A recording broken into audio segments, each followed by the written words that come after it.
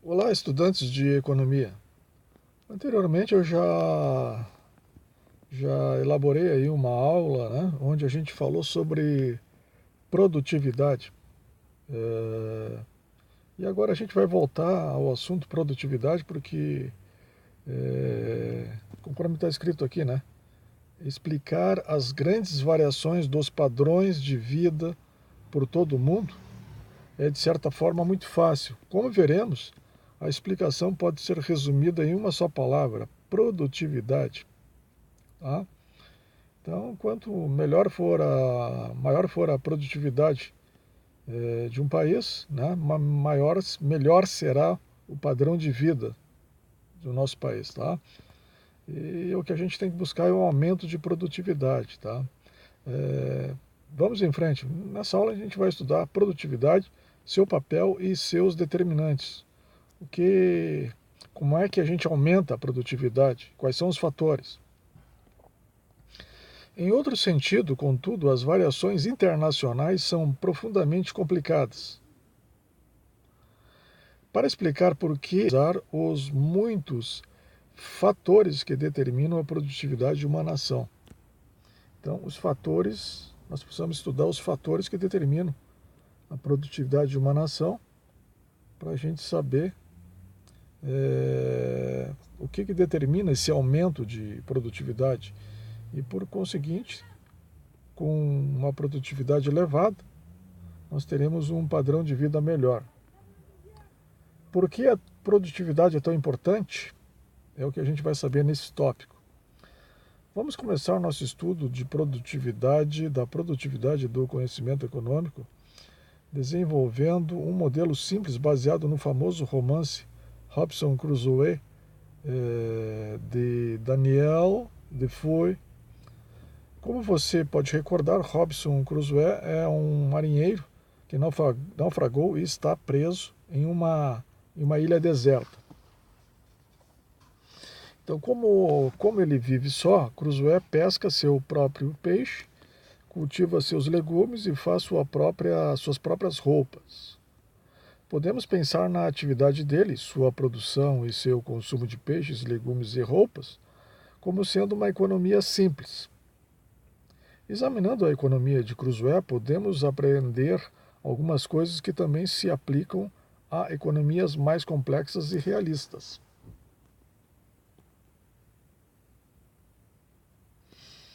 O que determina o padrão de vida de Crusoe? A resposta é óbvia. Se ele for hábil em pescar, cultivar legumes e fazer roupas, viverá bem. Se não tiver competência para realizar essas atividades, viverá mal. Como ele só pode consumir o que produz, seu padrão de vida está ligado à sua capacidade produtiva. Então, seu padrão de vida está ligado à sua capacidade de produção, né? Quanto maior for a produção, melhor será o padrão de vida dele. O termo produtividade se refere à quantidade de bens e serviços que um trabalhador pode produzir por cada hora de trabalho. Então, quanto maior for a quantidade de bens ou de serviços que um trabalhador produzir em uma determinada hora de trabalho, maior será a sua produtividade. E aí é que entram os fatores, né? Conforme nós iremos adiante, né? No caso da economia de Crusoe, é fácil perceber que a produtividade é o determinante-chave do padrão de vida e que o crescimento da produtividade é o determinante-chave do crescimento do padrão de vida. Quanto mais peixes Crusoe puder pescar por hora, mais poderá comer ao jantar. E se ele encontrar um lugar melhor para pescar, sua produtividade aumentará. O aumento da produtividade o deixará em melhor situação. Ele pode comer mais peixe ou despender menos tempo pescando e dedicar mais tempo à produção de outros bens que deseja. O papel-chave da produtividade na determinação dos padrões de vida é tão verdadeiro para as nações quanto para os marinheiros presos em uma ilha. Lembre-se de que o produto interno bruto, o PIB, de um país mede duas coisas ao mesmo tempo. A renda total auferida por todas as pessoas da economia e a despesa total com que os bens e serviços produzidos na economia. A razão pela qual o PIB é capaz de medir duas coisas simultaneamente é que, para a economia como um todo, elas precisam ser iguais. Dito de maneira mais simples, a renda de uma economia é igual à produção da economia.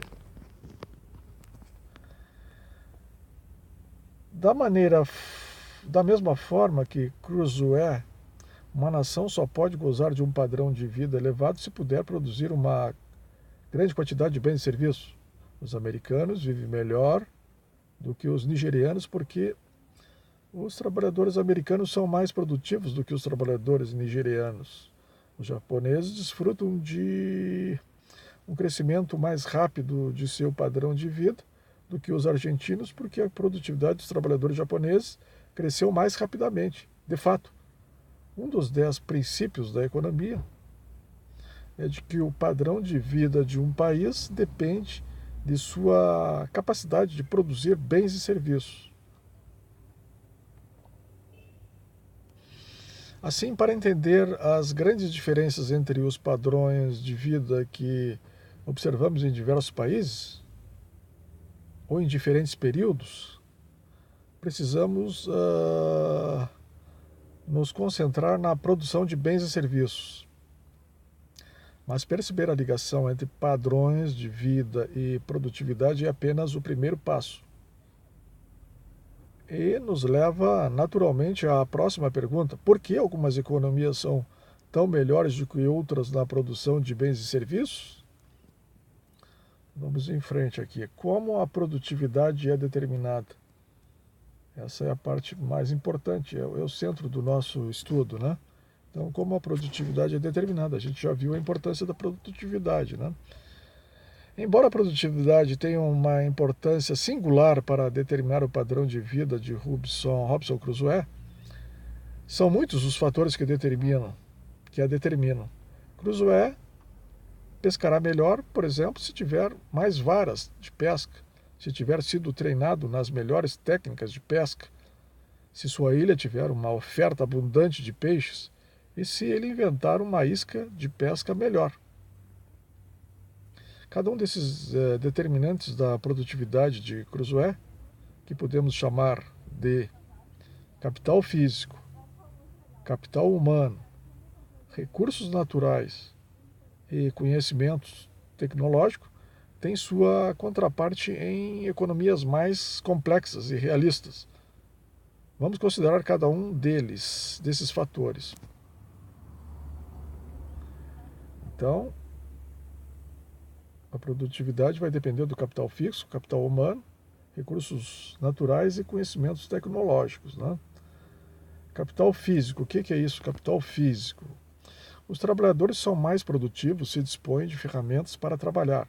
O estoque de equipamentos e estruturas usado para produzir bens e serviços é chamado de capital físico, ou simplesmente capital. Por exemplo, quando os marceneiros fabricam móveis, usam serrotes, tornos e brocas de perfurar. Uma quantidade maior de ferramentas permite que o trabalho seja realizado com maior rapidez ou precisão, uma quantidade maior ou ferramentas melhores, né? Eu acrescentaria aqui, tá? Ou seja, um trabalhador que tem apenas ferramentas manuais básicas fabricará menos móveis por semana do que outros que tenha equipamento de marcenaria sofisticado e especializado, né? Máquinas, né? Como vimos no capítulo 2, os insumos usados para produzir bens e serviços, trabalho, capital, etc., são chamados fatores de produção. Uma característica importante do capital é ser um fator de produção produzido. Ou seja, o capital é um insumo do processo produtivo que foi, no passado, anteriormente, né, o produto de outro processo produtivo. O marceneiro usa um torno para fazer uma perna de uma mesa. Antes disso, porém, o próprio torno foi produção de uma empresa que fabrica tornos. O fabricante de tornos, por sua vez, usou outros equipamentos para fazer seu produto. Assim, o capital é um fator de produção usado para produzir todos os tipos de bens e serviços, incluindo mais capital. Agora, capital humano. Um segundo determinante da produtividade é o capital humano. O capital humano é o termo utilizado pelos economistas para designar o conhecimento e as habilidades que os trabalhadores adquirem por meio de educação, treinamento e experiência. Veja, memorize isso. Educação, através do treinamento e da experiência. O capital humano inclui as habilidades adquiridas nos programas de primeira infância, no ensino fundamental e médio, nas universidades e no treinamento no emprego para trabalhadores adultos. Embora a educação, treinamento e experiência sejam menos tangíveis do que os tornos, escavadeiras e prédios, o capital humano é semelhante ao capital físico em muitos aspectos. Assim como o capital físico, o capital humano aumenta a capacidade da nação para a produção de bens e serviços. Da mesma forma que o capital físico, o capital humano é um fator de produção produzido. Produzir capital humano exige insumos sob a forma de professores, bibliotecas e tempo dos estudantes. De fato, os estudantes podem ser vistos como trabalhadores que têm a importante tarefa de produzir o capital humano que será usado na produção futura. Outro fator aí que afeta grandemente a produtividade, recursos naturais. Um terceiro determinante da produção são os recursos naturais. Recursos naturais são os insumos proporcionados pela natureza, como terra, rios e depósitos minerais.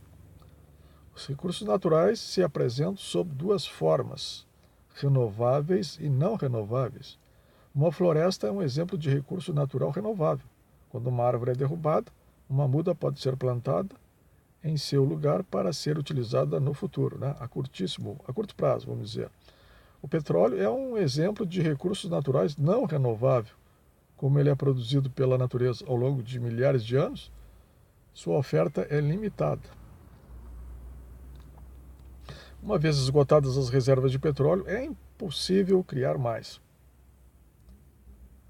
As diferenças quanto a recursos naturais são responsáveis por algumas das diferenças entre os padrões de vida pelo mundo. O sucesso histórico dos Estados Unidos foi impulsionado, em grande parte, pela grande oferta de terras adequadas para a agricultura. Hoje, alguns países do Oriente Médio, como Kuwait e a Arábia Saudita, são ricos simplesmente porque estão localizados sobre algumas das maiores reservas de petróleo do mundo, né? Embora os recursos naturais sejam importantes, não são necessários para que uma economia seja altamente eficiente na produção de bens e serviços.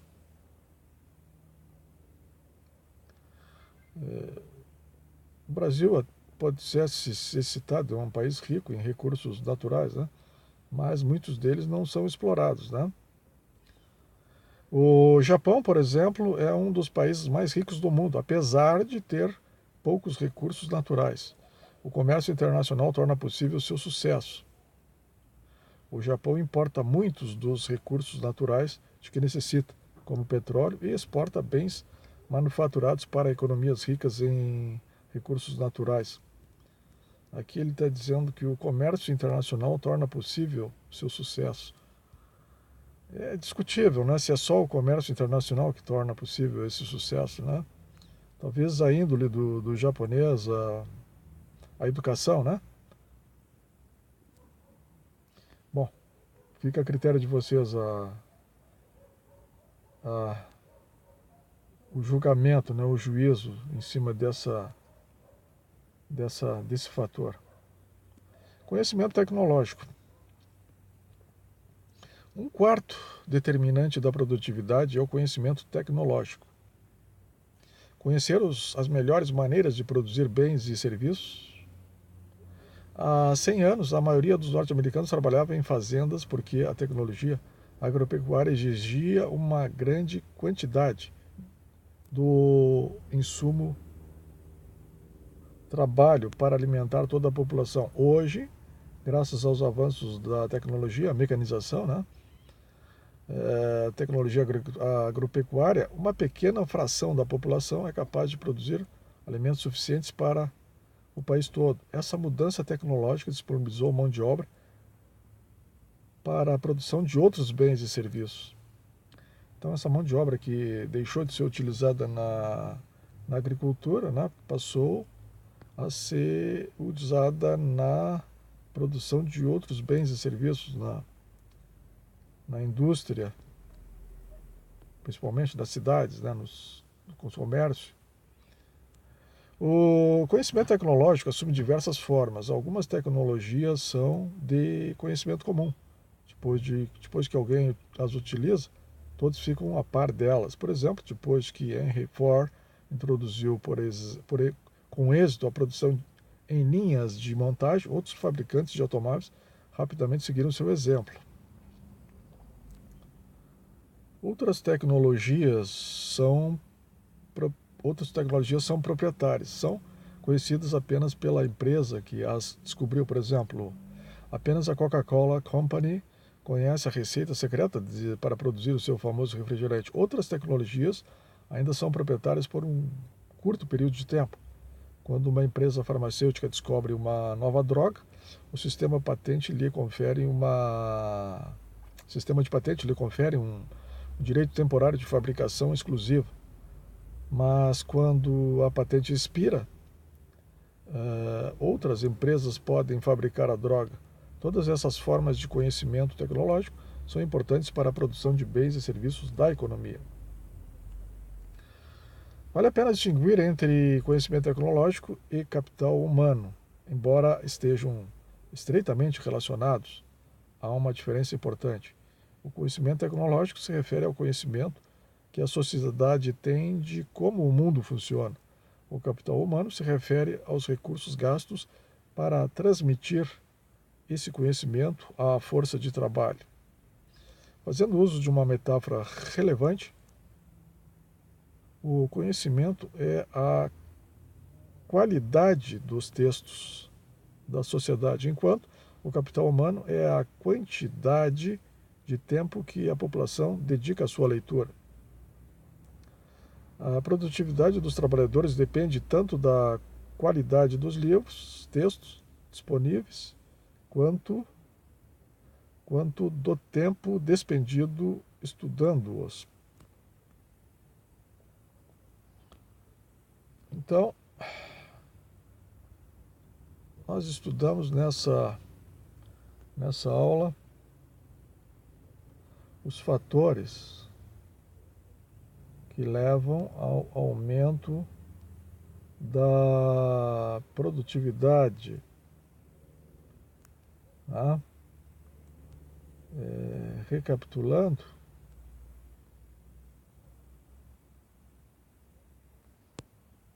o capital físico, o capital humano, os recursos naturais e o conhecimento tecnológico.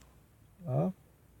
Esses são os fatores que são considerados, né, no aumento da produtividade. Tá? E o padrão de vida de um país depende de sua capacidade de produzir bens e serviços.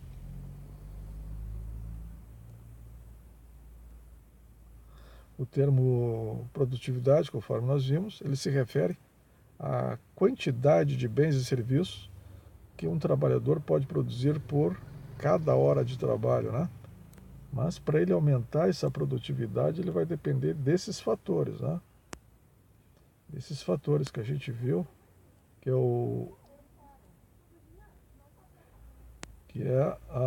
o capital físico, o capital disponível, o capital humano, os recursos naturais e o conhecimento tecnológico. Tá? Então, nesta aula nós estudamos a produtividade, seu papel e seus determinantes.